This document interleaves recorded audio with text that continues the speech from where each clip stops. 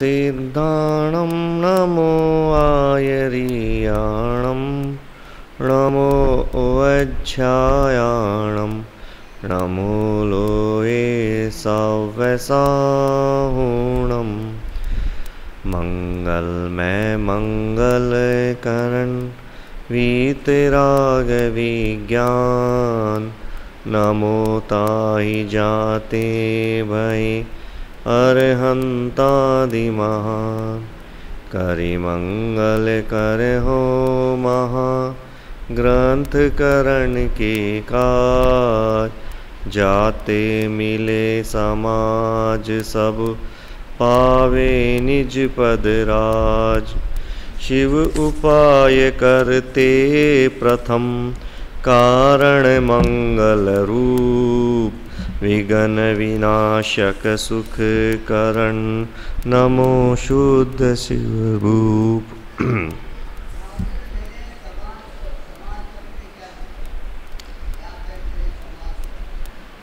निज आत्मा के लिए अपनी आत्मा के मतलब कोई समाज नहीं कि मतलब आत्मा का वैभव मिले। हाँ, आत्मा का वैभव मिले, संसार का समाज नहीं मिले।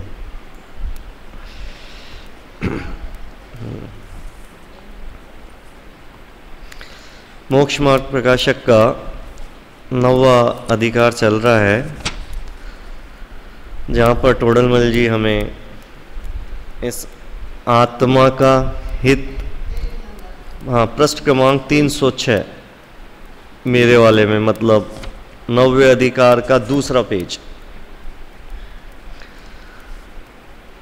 आत्मा का हित किस चीज के अंदर है और अहित किस में है। तो यहां बताया कि वह आत्मा का हित तो मोक्ष ही है, और अहित क्या है कि जो दुख है वही अहित है। और वह दुख भी कैसा है कि यह दुख पर्याय जन्य जो अवस्था है वह अवस्था इसको दुखी नहीं करती। उस अवस्था में जो पर पदार्थों में ये जो अपनत्व स्थापित करता है, रागादिक स्थापित करता है, और जब राग के अनुसार इसको कोई कार्य होता हुआ नहीं दिखता तब ये वहाँ पर दुख मानता है और दुखी हो जाता है। और वह उस दुख से बचने का, उस दुख को दूर करने का उपाय भी करता है, लेकिन उसके जो उपाय हैं वह उपाय भी ऐसे ही होते हैं कि उससे और नवीन नवीन दुख चालू हो जाए। मतलब वो दुख के उपाय ऐसे नहीं है कि वो परमानेंट उसका दुख चला जाए और निराकुल हो जाए। जैसे डॉक्टर के पास जब कोई व्यक्ति रोगी जाता है और बहुत असाध्य रोग हो जाए, अब वो रोग ठीक हो तो नहीं सकता, लेकिन फिर भी डॉक्टर क्या देता है कि कुछ ना कुछ पेन किलर दे देता है कि बोले ये आप दवा ले लो और इस दवा में 2 घंटे बाद ही आपको आराम आ जाएगा। अब वो असाध्य रोग है, वह रोग जड़ से ठीक नहीं हो रहा, लेकिन वो पेन किलर क्या कर रहा है कि वो टेम्परेरी उस चीज का हमारे को दुख महसूस होने नहीं देता। और हम क्या मान के बैठ जाते हैं कि मैं तो अब स्वस्थ होने लग गया। फिर कालांतर में वो पेन किलर ने अपना जो उस जितनी टाइम की उसकी मर्यादा होती है वो मर्यादा निकल जाती है, फिर वो महसूस होने लग जाता है। जब वो किसी का ऑपरेशन करते हैं, हमारी आंखें भी खुली हो और खुली आंखों में हमारे शरीर का चीड़-फाड़ कर रहे हैं, तो वह किसके बल पर करते हैं कि उतने एरिया को वो सुन कर देते हैं। हमारे दांतों में ऑपरेशन चल रहा हो, मुंह में चल रहा हो, तो उतने एरिया को सुन कर देते हैं। उतने एरिया को आप सुन करने के बाद फिर आप उस दांत को, डांट को कितना ही खींचो, हमारे को दुख महसूस ही नहीं होता। और वह दुख फिर कम न,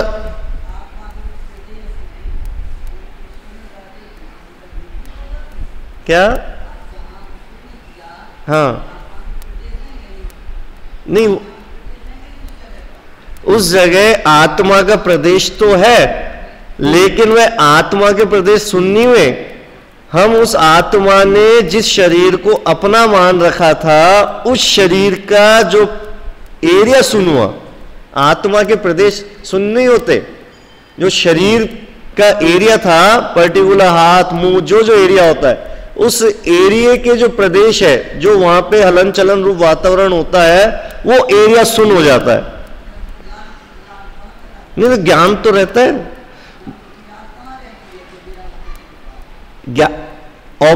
वो अपनी आंखों से देख रहा है, उसको पता भी है मेरा ऑपरेशन चल रहा है, तो ज्ञान तो है, ज्ञान नष्ट नहीं हुआ। अब जहां पर उसको दर्द महसूस क्यों नहीं हो रहा? क्योंकि जिस एरिया में पहले उसका अपनत्व स्थापित था, मतलब आप ये सोचो, ये ऐसा उदाहरण है कि आचार्य देव कहते हैं कि इस शरीर से तू अपना राग छोड़, तो हमारे को इस शरीर में थोड़ा भी कांटा लग जाए तो दुख नजर आता है, लेकिन वो जो एनीस्थीसिया है, जो बेहोश करने की चीज है, वो इंजेक्शन लगता है और फिर उस शरीर में उतने एरिया में आप कितना ही कांटा चुभाओ तो आप वो दर्द महसूस नहीं होता। तो मतलब सोचे हम कि यहां आचार्य देव कहते हैं कि देख वो शरीर तेरा है नहीं, लेकिन उस शरीर में थोड़ी सी भी वेदना होती है तो हमें क्या लगता है ये वेदना मेरे को हो गई। और उसी शरीर में जब उस एरिया को सुन कर दिया जाए, है ना,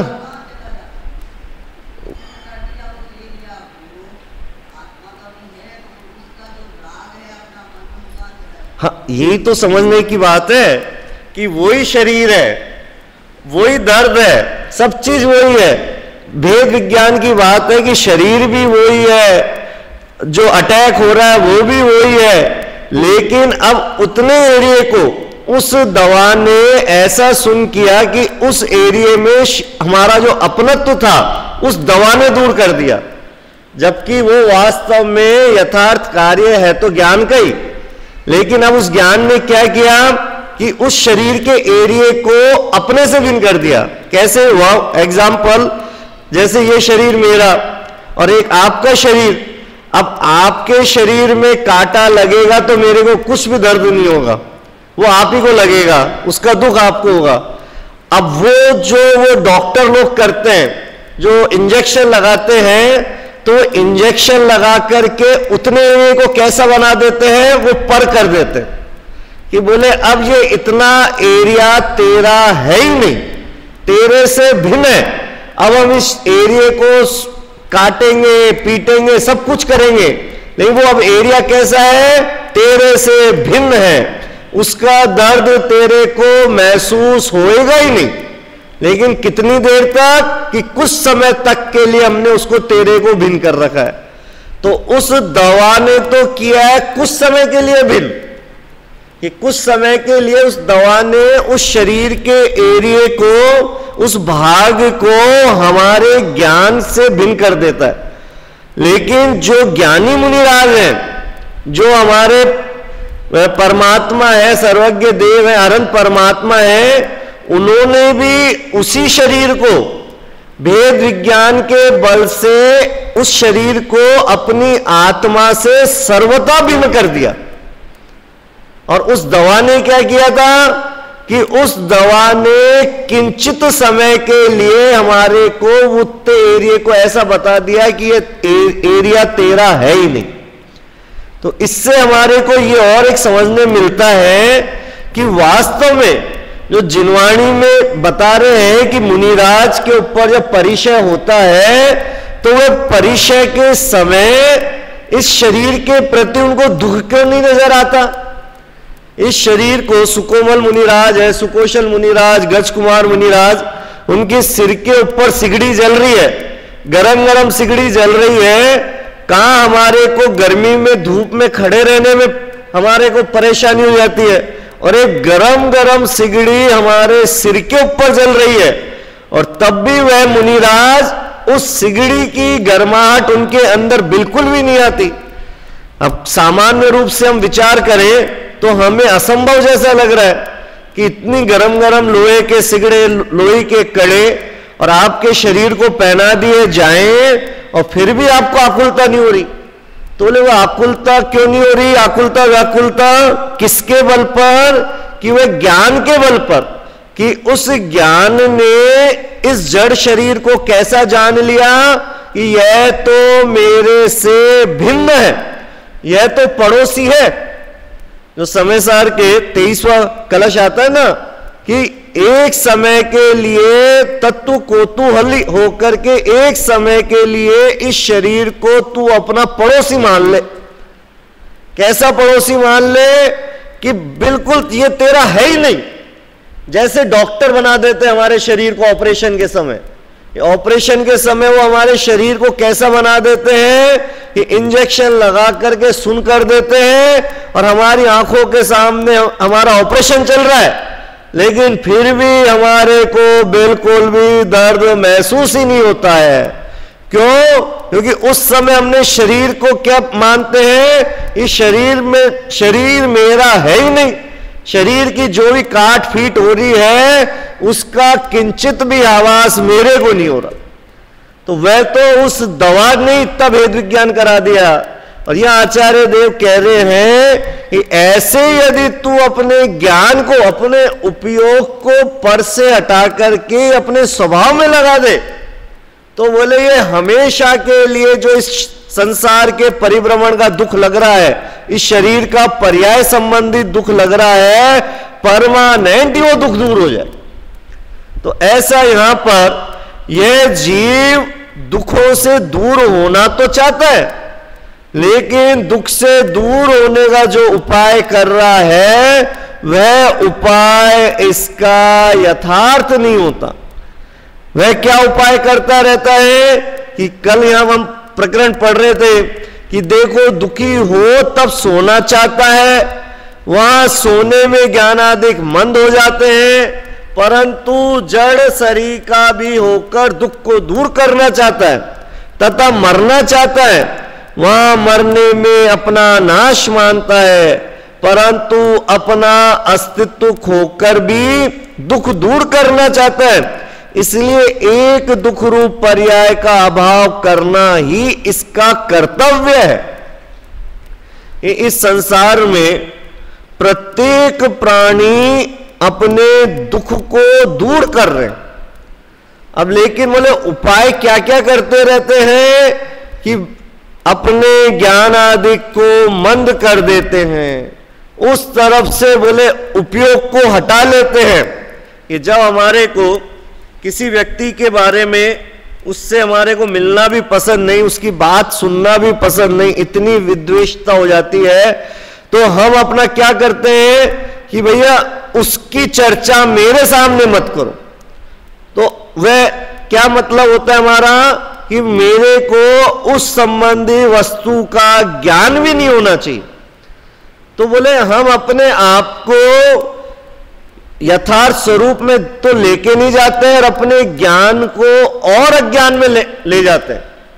वहां पर आचार्य देव समझाना चाहते हैं कि तू अपने ज्ञान को मंद कर ले, उस संबंधी तेरे ज्ञान को हटा लेगा तो वह तेरा दुख दूर नहीं हुआ। तेरा हुआ तो सही, हम क्या मानते हैं कि उस समय हम निराकुल हो तो गए, जो वस्तु बार बार हमारे को टेंशन दे रही थी, फिर जैसे हमने उसका चिंतन करना बंद किया तो दुख तो दूर तो हो गया।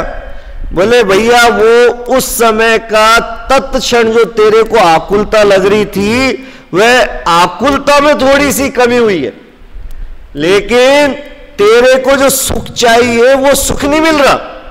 और ये मान के क्या बैठा है कि मेरे इस प्रयास से मेरा दुख दूर हो गया है। मैं क्या उदाहरण दिया कि जब बहुत दुखी हो जाता है तब यह क्या विचार करता है कि मेरे को सोना चाहिए। अब मैं बहुत परेशान हो चुका हूं आपके बारे में सोच सोच करके, मैं थोड़ी देर निद्रा ले लूंगा तो मेरा दुख दूर हो जाएगा। तो वहां अपने ज्ञान आदि को मंद करके जड़ शरीर का होकर के दुख को दूर करना चाहता है। और यदि वह आकुलता और अधिक तीव्र हो, इतनी तीव्र आकुलता होती हो तो वहां पर मरना भी चाहता है और अपने मरण को क्या मानता है कि इससे मेरा दुख दूर हो जाएगा। कोटा के बारे में पेपर में बहुत ज्यादा आते रहते हैं बच्चों के कि साल में मान के चले करीब 100-150 बच्चे क्यों मरते हैं वहां पे, कि कोई पढ़ाई के कारण नहीं मर रहे या क्या उनका जॉब नहीं लग रहा इसलिए नहीं, लेकिन क्या मान रखा था कि जिस उद्देश्य से मैं यहां पर आया हूं उतना मेरा रैंक नहीं आ पा रहा, उतना मैं रिजल्ट्स नहीं दे पा रहा, तो वह दुख इतना ज्यादा लग रहा है उनको कि वह मैं रिजल्ट नहीं दे पा रहा, मेरे घर वालों का पैसा खर्च हो गया, तो इससे अच्छा तो यह है कि मैं यह देह को छोड़ दूं।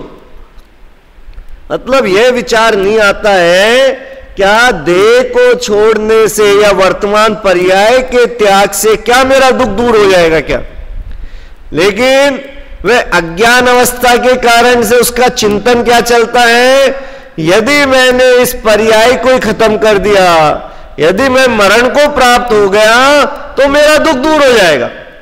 क्यों? क्योंकि बोले बार बार मेरी प्रक्रिया कहां चल रही है, इस शरीर के बारे में, ये इस शरीर को पढ़ाना है, इस शरीर के लिए कार्य करना है, इस शरीर को टॉप में लाना है। तो बोले प्रक्रिया जब इस शरीर के लिए चल रही है तो विचार क्या करता है कि इस शरीर का अभाव कर दो, तो बोले वह इस शरीर के अभाव में अपना दुख का अभाव मानता है, लेकिन वो वास्तव में यथार्थ उपचार नहीं है, उससे दुख दूर नहीं हुआ, उससे तो क्या हुआ, उससे तो और आर्त ध्यान का बंध बांध करके और खोटी गति में जाएगा, फिर से वहां पे नवीन दुख उत्पन्न करेगा। लेकिन वर्तमान पर्याय में दुख इतना तीव्र होता है, वह दुख उसको अपना मृत्यु की तरफ भी ले जाए, तब भी वह मृत्यु प्यारी दिखती है, लेकिन क्षणिक दुख उससे सहन नहीं होता।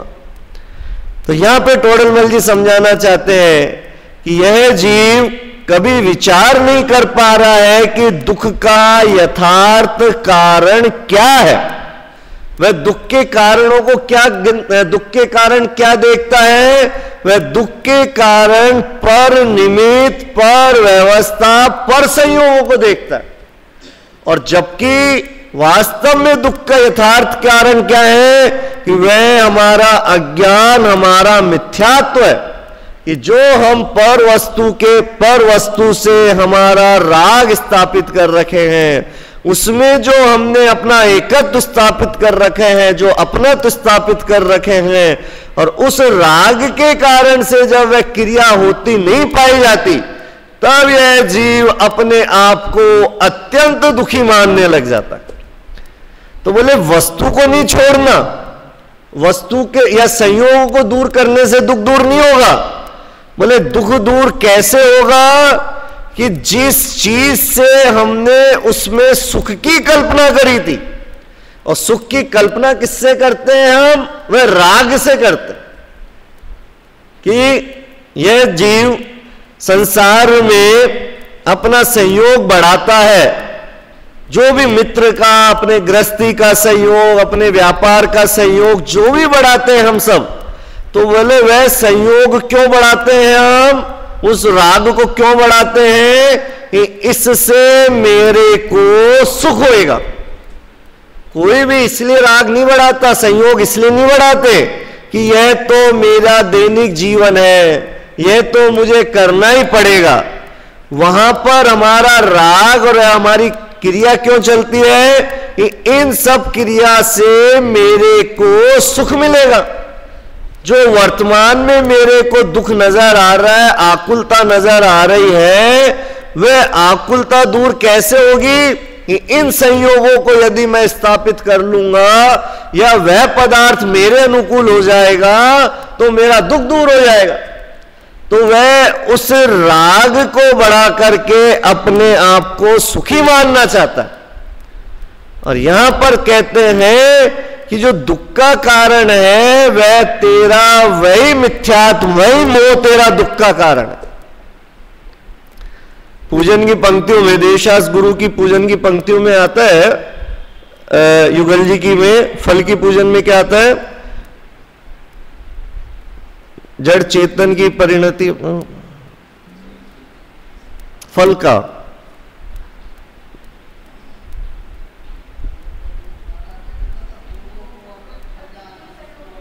है। मैं आकुलित व्याकुलित हो लेता, इससे ऊपर वाली पंक्ति क्या है? जग में जिसको निज कहता मैं, वह छोड़ मुझे चल देता है। मैं आकुल व्याकुल हो लेता, व्याकुल का फल व्याकुलता है।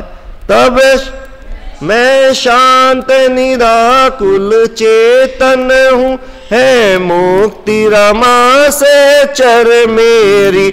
यह मोह तड़क कर टूट पड़े, तब सार्थक हो फल पूजा तेरी।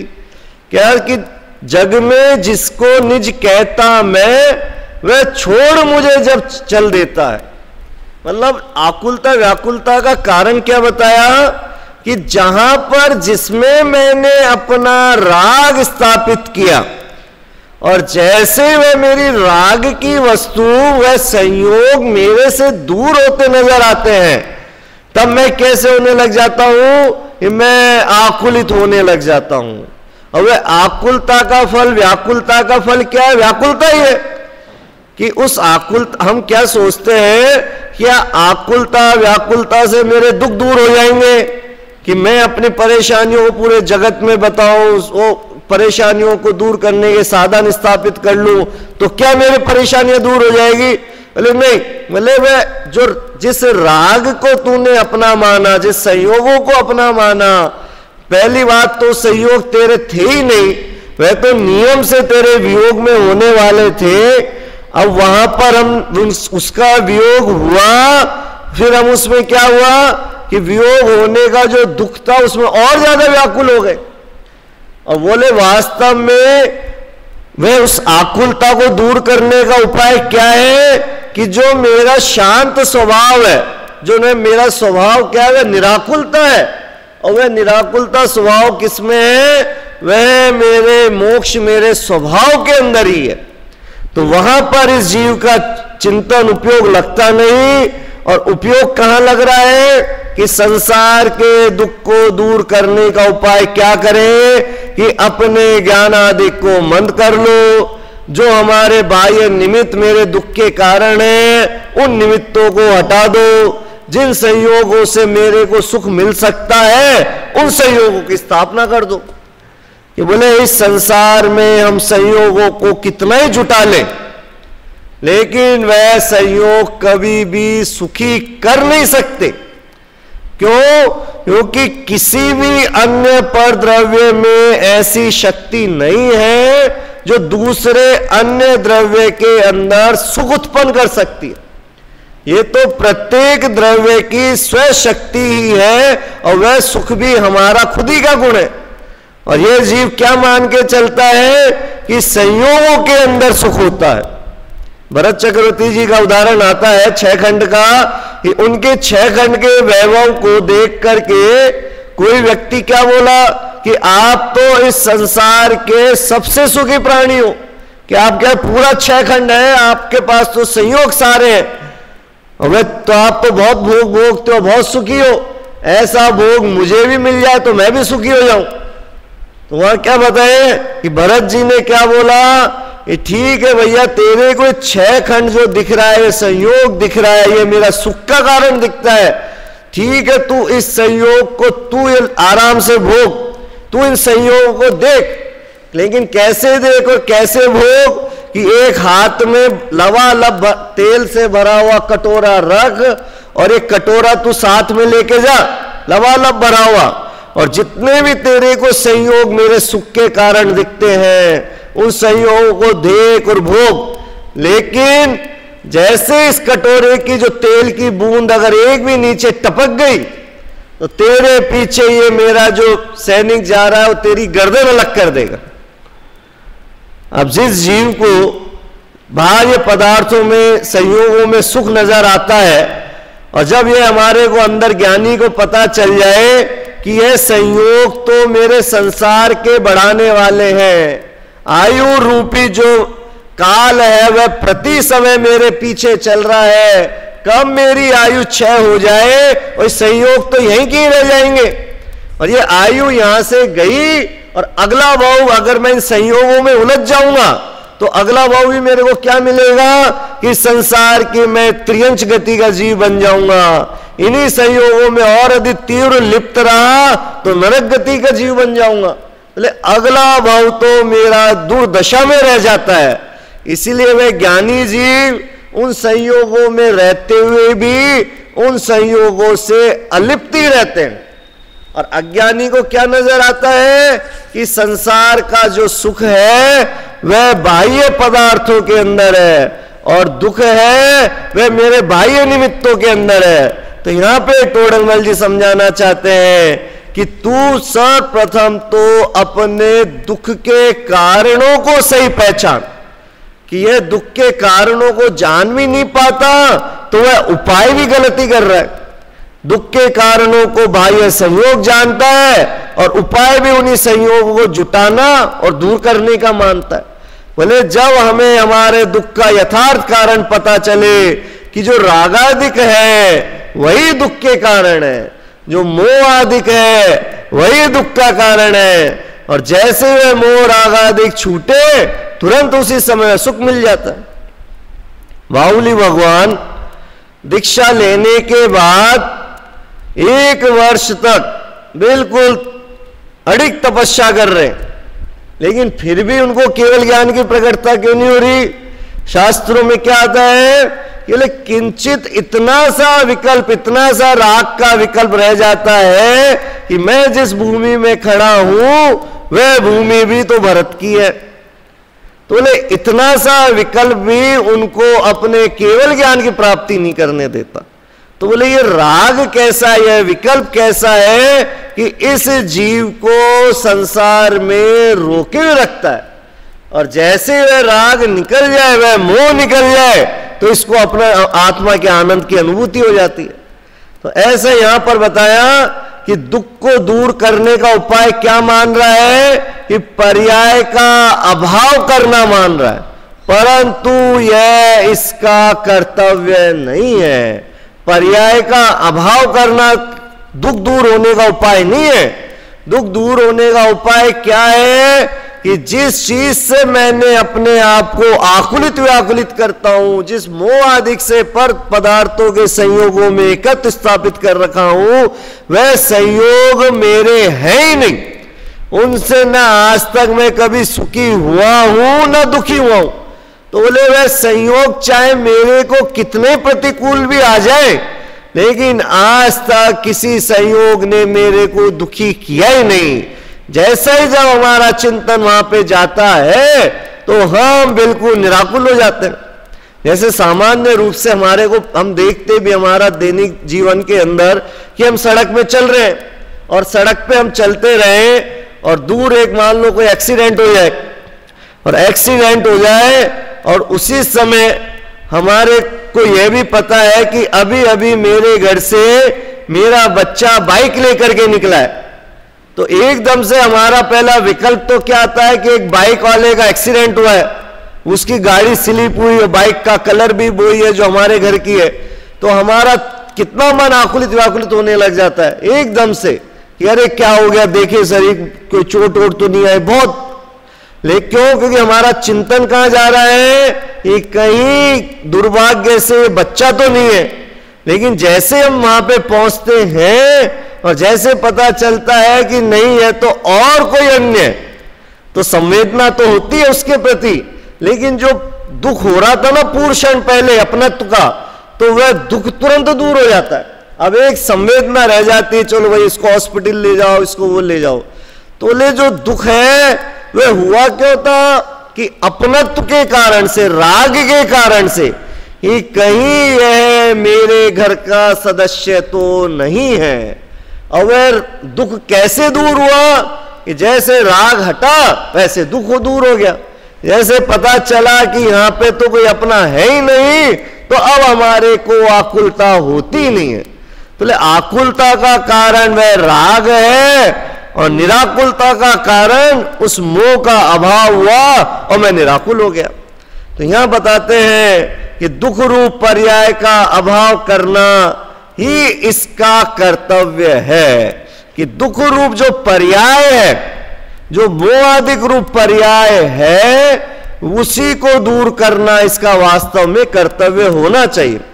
आगे का पैराग्राफ क्या लिखते हैं, तथा दुख ना हो वही सुख है, क्योंकि आकुलता लक्षण सहित दुख उसका अभाव ही निराकुल लक्षण सुख है, सो यह भी प्रत्यक्ष भाषित होता है।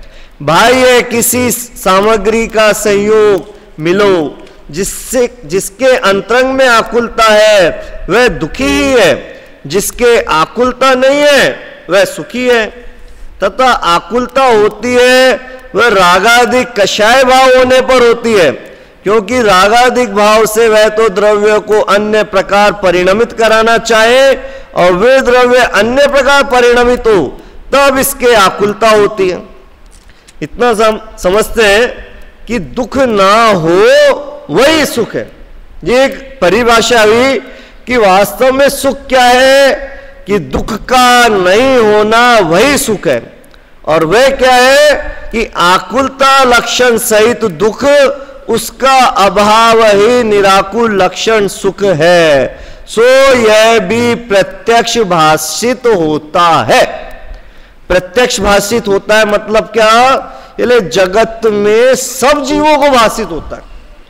ये केवल उन्हीं को भाषित नहीं हो रहा कि जो मुनिराज हैं या जो केवल ज्ञानी हो रहे हैं उन्हीं को भाषित, बोले संसार के प्रत्येक जीव का मतलब कि निगोदिया एकेंद्री हो उसको भी भाषित होता है। ऐसा नहीं सोचे हम कि ये तो जिसके मन होता है, मन वाले जीव को पता चलता होगा कि यह दुख होता है और यह सुख होता है। बोले एकेंद्रीय जीव होता है उसको भी यह भाषित होता है कि जहां पर मुझे आकुलता होगी वहीं पर मेरा दुख होगा। और बोले दुख का अभाव क्या है, कि निराकुलता लक्षण ही दुख का अभाव है।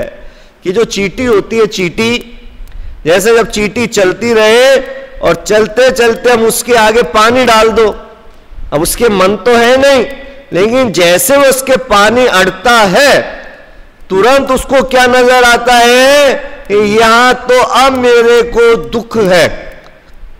तो वह उसका उपाय क्या करता है कि दुख नहीं होना, तो उसका उपाय तुरंत रास्ता बदल देती है।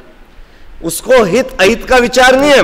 मन वाले जीव को क्या हो जाता है, हित अहित का और विचार हो जाता है कि वास्तव में यथार्थ हित कहां है। लेकिन जो सुख दुख है वह तो छोटा सा छोटा निगोदिया होगा, उसको ही महसूस हो रहा है और वह उसका उपाय भी कर रहा है कि वह तुरंत दुख को दूर हो, ऐसा निराकुल लक्षण में चले जाऊं, निराकुलता की तरफ चला जाऊं, तो चींटी तुरंत अपना रास्ता बदल देती है। तो बोले संसार का यह सब चीज किसे प्रत्यक्ष सबको भाषित होती है, कि बोले इसको समझाने की जरूरत नहीं है कि भैया संसार में दुख को मिटना चाहिए, सुख को प्राप्त करना चाहिए। बोले संसार के प्रत्येक प्राणी यह कार्य कर रहे हैं, परंतु बाह्य किसी सामग्री का संयोग मिलो जिसके अंतरंग में आकुलता है वह दुखी ही है, और जिसके आकुलता नहीं है वह सुखी है। कि यहां क्या बताना चाह रहे हैं कि बोले बाह्य जो सामग्री का संयोग है वह दुख का कारण नहीं है। बोले दुख का कारण क्या है कि जिसके अंतरंग में आकुलता है वह दुखी है, और जिसके अंतरंग में आकुलता नहीं है वह सुखी है। जैसे मान लीजिए हम पूरा ग्रुप ट्रेन में सफर करने जा रहे हैं, तो ना पूरे 15-20 लोगों का ग्रुप जा रहा है ट्रेन में सफर करने के लिए। अब दुखी कौन होगा, जिसके अंतरंग में आकुलता होगी, जो टोडरमल की भाषा कि जिसके अंतरंग में आकुलता होगी वह दुखी होगा, और जिसके अंतरंग में आकुलता ही नहीं होगी वह दुखी नहीं होगा। अब हम सब 15-20 लोग मिलकर के ट्रेन में सफर करने जा रहे हैं, अब किसी ने आकुलता क्या ले ली अंतरंग में, साहब हम ट्रेन में बैठे तो बैठते हमारे अनुकूलता मिलनी चाहिए, अड़ोसी पड़ोसी भी सही होने चाहिए, कोई डिस्टरबेंस नहीं होना चाहिए, हमारी जो सीट का रिजर्वेशन है उस पर कोई नहीं बैठना चाहिए। तो जिसने अंतरंग में इतनी आकुलता ले ली तो वह क्या होता है कि वह वहां जैसे ही जाता है बैठता है, अड़ोसी पड़ोसी सही नहीं मिल रहे हैं, कोई चिल्ला रहा है, कोई माइक चला रहा है, कोई बच्चे डिस्टर्ब कर रहे हैं, तो वो बहुत आकुलता होता रहता है। और उन्हीं 15-20 लोगों में कुछ लोग ऐसे होते हैं जो अंतरंग में आकुलता ही नहीं लेते। ये भैया हमें तो क्या, हमें तो इस ट्रेन में 10 घंटे का सफर करना है, जा करके बैठना है, सोना है, 10 घंटे बाद उतरना है, हमें क्या जाने अड़ोसी कौन है पड़ोसी कौन है। तो ले जिसने अंतरंग में आकुलता ली नहीं है तो सहयोगी भी तो उसके साथ वैसे ही है, तो वह बिल्कुल निष्फिकर होकर के 10 घंटे निकालता है और सुबह मस्ती से होकर के उठता है। और जिसने आकुलता ली है वह पूरे 10 घंटे कमियां निकालता रहेगा। क्या भारत की रेल की व्यवस्था, आप रिजर्वेशन लेके बैठ जाओ तब भी कोई भी आके बैठ जाता है, कोई पूछता नहीं है, सफाई नहीं है, भारतीय जनता बेकार है। क्यों? क्योंकि उसने अंतरंग में आकुलता लेकर के चल रहा है। उसका समाधान बहुत अच्छा, मम्मी पूछ रही भैया अब इसका समाधान क्या है, तो बोले ये समाधान टोडरमल जी हमारे को बताना चाह रहे हैं कि बोले वह आकुलता क्यों ली है कि आकुलता हमने पर द्रव्यों को अपने अनुसार परिवर्तन कराने की ली है, कि बोले सामने वाली वस्तु मेरे अनुसार चले। हम क्या चाहते हैं कि प्रत्येक संसार के पदार्थ मेरे अनुसार चलेंगे तो मैं सुखी हो जाऊंगा।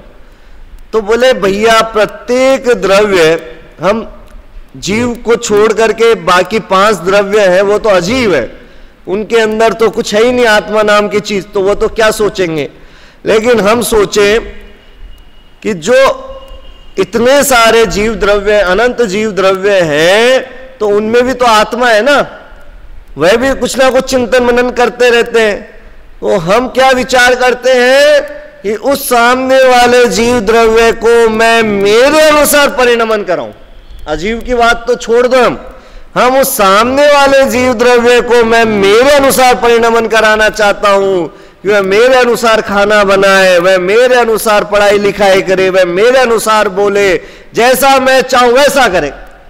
अब हम थोड़ा विचार करें कि जैसा मैं चिंतन कर रहा हूं वो भी तो जीव द्रव्य है, तो उसके अंदर भी सोचने समझने की शक्ति, उसमें भी तो ज्ञान है, तो वह भी यही विचार कर रहा है कि ये भी मेरे अनुसार काम करे, जो मैं बनाऊं वही ये खा ले, जैसा मैं बोलूं वही ये सुने, जैसा मैं जहां के लिए बोलूं वहीं पर ये चले।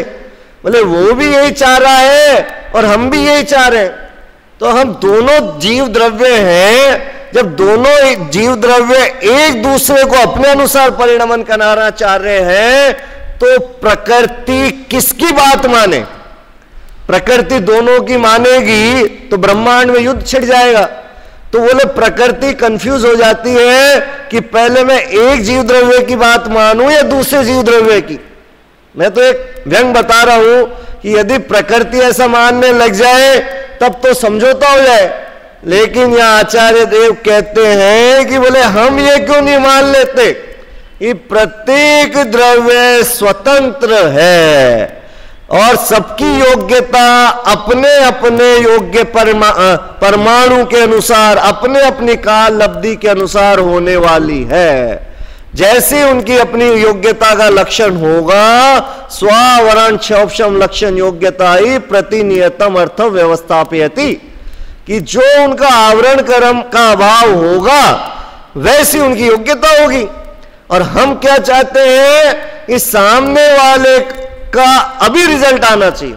जो कोटा में बच्चे डिप्रेशन के कारण मर क्यों जाते हैं कि उनसे पेरेंट्स, उनके टीचर क्या चाहते हैं? रिजल्ट, कि हमने तुम्हारे ऊपर पढ़ाई पे इतना पैसा बर्बाद किया, हमने दिन रात तुम्हारे को टीचर हम इतना अच्छा पढ़ा रहे हैं, फिर भी तुम अब वैसा रिजल्ट नहीं ला रहे। अरे आचार्य देव कह रहे हैं कि उसका ज्ञानावरण कर्म का जब क्षोभशम होगा तभी तो उसकी योग्यता आएगी कि उसका जब आवरण कर्म है तो हम चाहे उसको कितनी किताबें पढ़ा दें, अच्छे से अच्छे इंस्टीट्यूट में बैठा दें, लेकिन उसका आवरण है तो कोई भी उसको नहीं पढ़ा सकता, चाहे बहुत बड़ा ज्ञानी भी आ जाए। और जैसे ही उसका आवरण कर्म हटा, तत्संबंधी आवरण हटा, आप कुछ भी मत बताओ, अपने आप सब कुछ आ जाता है। सर्वज्ञ भगवान को क्या किसी देश को घूमने की जरूरत पड़ती है? क्या किसी बाइबल या कुरान को पढ़ने की जरूरत है या हमारी किताब को? बोले नहीं। क्यों? फिर भी उनके ज्ञान में सब कुछ क्यों झलकता है, सब कुछ क्यों होता है? कि बोले उनके सारा कर्मों का आवरण हट गया, पूर्ण ज्ञानावरणी दर्शनावरणी कर्म का अभाव हुआ, तो अनंत ज्ञान अनंत दर्शन उनको प्रकट हो गया। तो जैसे वह आवरण हटा तो अब उनको पर के किंचित भी संयोग की निमित्त की जरूरत नहीं है। ये अब मेरे को भूतकाल, तुम पहले तुम्हारी सारी अवस्थाएं व्यवस्थित करो जिससे मैं जान पाऊं कि भूतकाल में क्या क्या हुआ था। ये भविष्य पहले तुम व्यवस्था स्थापित करो, टाइम मशीन तुम बनाओ। ऐसा कुछ भी नहीं। बोले जैसे वह आवरण कर्म हटते अपने आप उनको तीनों लोका लोग युगपद एक साथ झलकने लग जाते हैं। तो ये वस्तु की व्यवस्था कितनी व्यवस्थित है, और हम अज्ञानी मोह के कारण से क्यों दुखी हो रहे हैं कि पर द्रव्य मेरे अनुसार परिणमन होना चाहिए। मतलब टोडरमल जी लिखते हैं यहीं पे कि रागाधिक भाव, कषाय भाव के कारण से पर द्रव्य पर संयोग को अपने अनुसार कराना चाहता है, और पर द्रव्य कभी इसके अनुसार नहीं पाए जा सकते, और वह दुखी होता रहता है। 5 पांडव थे, जब वो शत्रुंजय पर्वत पर ध्यान की मुद्रा में खड़े हैं, केवल ज्ञान प्रकट करने के लिए तत्पर है, और पांचों की पांचों पांडवों को, जो दुर्योधन का कौन था, मामा था, कौन था, उन्होंने क्या पहना दिए? गरम गरम कड़े पहना दिए। गरम गरम कड़े पांचों को पहना दिए गए, लेकिन फिर भी 3 को केवल ज्ञान हो गया और 2 संसार में रह गए। किस कारण से रह गए? टोडरमल जी लिखते हैं कि राग भाव के कारण से। कोई उन्होंने ऐसा नहीं कि ध्यान से बाहर आए हो और मतलब और उनके कड़े उतारने की क्रिया कर दी है इसलिए वह संसार में रह गए। लेकिन किंचित राग, कि इतना सा राग भाव रह गया कि जो ये गरम गरम कड़े हमारे को पहनाए हैं, ऐसे मेरे बड़े भ्राता को भी पहनाए गए हैं, उनको कितनी वेदना हो रही होगी। मतलब इतना सा राग उनको अभी 33 सागर संसार में अटका दिया। मतलब सर्वार सिद्धि में चल गया और कितना समय लग। और वे जो 3 थे उनको किंचित मात्र भी है विकल्प आया ही नहीं, राग का अंश भी रहा ही नहीं, और केवल ज्ञान की प्रकटता होते और सिद्धालय में चले गए। तो ले संसार में यह आकुलता का कारण क्या है कि रागाधिक भाव, कषाय भाव ही आकुलता का कारण है। और वह निराकुलता का कारण भी क्या है कि संयोगों की तरफ दृष्टि मत डालो, संयोगों को मत हटाओ। बोले क्या हटाना है कि जिस कारण से, जिस मोह से, जिस राग से मैं दुखी हो रहा था, बस वह मोह राग छूटा, तुरंत मेरा दुख दूर हो जाता है। तो ऐसा यहां पर वह राग का अभाव करें और निराकुलता स्वभाव को प्रकट करें। इसी मंगल भावना से वक्तव्य यहीं समाप्त हुआ।